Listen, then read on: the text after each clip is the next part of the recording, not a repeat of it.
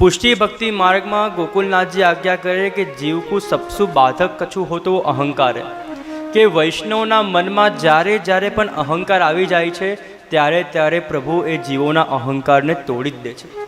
आपणा हृदय में तो भाव होवो जोईए, प्रेम होवो जोईए, आपणा मन में तो एवुं होवुं जोईए कि माराथी कंई थतुं ज नथी, आ तो प्रभु कृपा करीने करावी रह्या छे।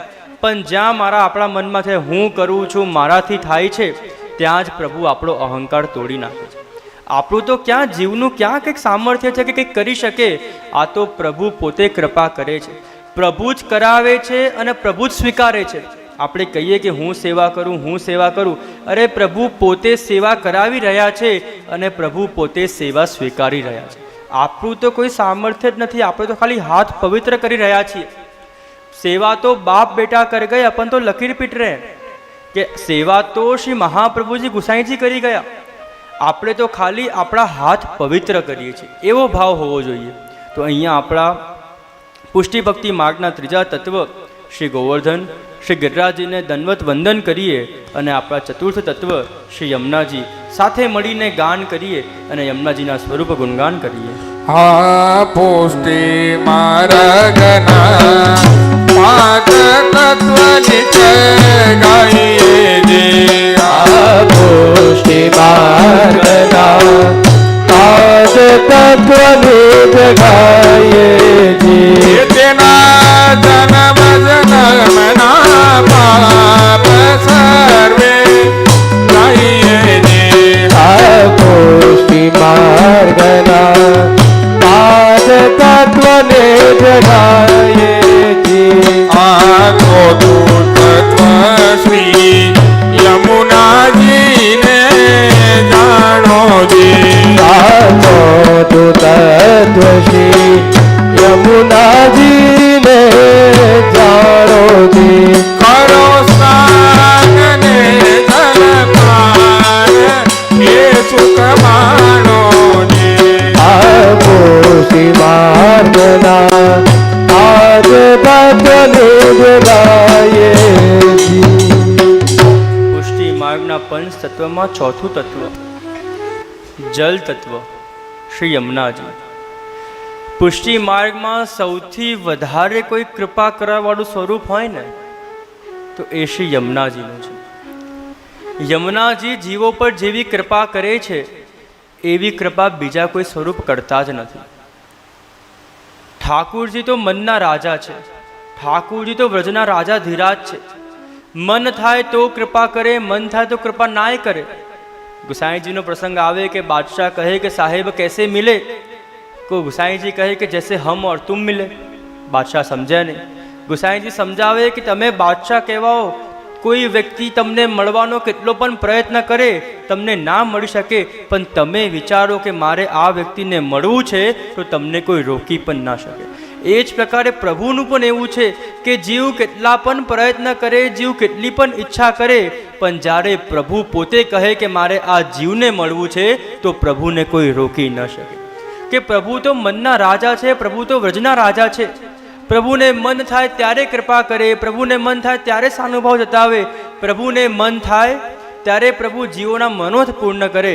पण यमुनाजी एवा छे कि एक वखत जे जीव ठाकुरजीना शरणे आवे छे, यमुनाजी सदाय जीवो पर कृपा करे ज छे। अने पुष्टि भक्ति मार्गनो प्रवेश द्वार कोई होय तो ए श्री यमुनाजी छे। 252 वैष्णवमां 84 वैष्णवमां अनेको अनेक प्रसंग आवे कि જ્યારે મહાપ્રભુજી ગુસાઈજીને વિનંતી કરવા આવતા કે જયરાજ અમારે બ્રહ્મસંબંધ લેવા છે, અમારે દીક્ષા લેવી છે, વૈષ્ણવ બનવું છે, તો મહાપ્રભુજી ગુસાઈજી કહેતા કે વૈષ્ણવ જાકે પહેલે યમુનાજી મેં સ્નાન કરકે, કે યમુનાજીમાં સ્નાન કરવા માત્રમાં જીવના બધા દોષો દૂર થઈ જાય અને જીવનો એક એવો સુંદર અલૌકિક દેહ પ્રાપ્ત થાય કે જે દેહ દ્વારા એ પ્રભુની સેવા કરી શકે। प्रवेश द्वार श्री यमुनाजी है कि यमुनाजी कृपा वगर तो पुष्टि में कोईने प्रवेश मळतो ज नथी। श्री हरिराय जी आज्ञा करे कि रसिक प्रीतम जन की हो जापे कृपा, सोही श्री यमुनाजी को रूप परखे। कि यमुनाजीनु स्वरूप तो एवं अनमोल स्वरूप है कि ज्यार सुधी रसिक प्रीतम जन के ज्यार सुधी ठाकुरजीनी महाप्रभुजीनी कृपा न थाय त्यार सुधी यमुनाजीनु स्वरूपनु ज्ञान थई ज पण ना शके। अने यमुनाजीना 41 पद में હરિરાયજી ખૂબ સુંદર ગાન કરે છે અને કહે છે, કહત શ્રુતિ સાર નિરધાર કરકે, કહત શ્રુતિ સાર નિરધાર કરકે, ઈના વિના કોણ એસી કરે સખી, ભરત સુખ ગૌદ સુખ ગૌદ ભરખે, કહત શ્રુતિ સાર નિરધાર કરકે. શ્રી હરિરાયજી આજ્ઞા કરે કે યમુનાજી કેવી કૃપા કરે, કે જેવી કૃપા યમુનાજીએ કરી છે એવી કૃપા તો આ જગતમાં બીજું કોઈ કરતું જ નથી. કે જ્યારે પણ કોઈ જીવ યમુનાજી પાસે આવે તો સૌથી પહેલા તો યમુનાજી એ જીવના બધા દુઃખ લઈ લે છે. જીવના અંદર જે પણ ચિંતા હોય, દુઃખ, જીવના અંદર જેટલા પણ દુઃખ હોય એ બધા દુઃખો યમુનાજી લઈ લે અને યમુનાજી એને સુખનું દાન કરે છે. અને આનંદ સ્વરૂપનું દાન, ઠાકોરજીનું દાન યમુનાજી કરે છે. યમુનાજીની કૃપાથી તો પુષ્ટિ ભક્તિ માર્ગમાં ભગવત પ્રાપ્તિ થાય છે. અને જે પણ જીવોની ચિંતા હોય, જે પણ જીવોના દુઃખ હોય એ યમુનાજીના ગુણગાન કરવાથી, યમુનાજીના દર્શન કરવાથી, યમુનાજીના પાન કરવાથી એ બધા દૂર થઈ જાય. હું તો ઘણી વખત વૈષ્ણવને કહું કે આપણે જો બહુ ચિંતા કરીએ ને તો આપણને બીમારી મળે. સમજજો કે બહુ ચિંતા કરીએ તો બીમારી મળે અને ચિંતન કરીએ તો બિહારી મળે.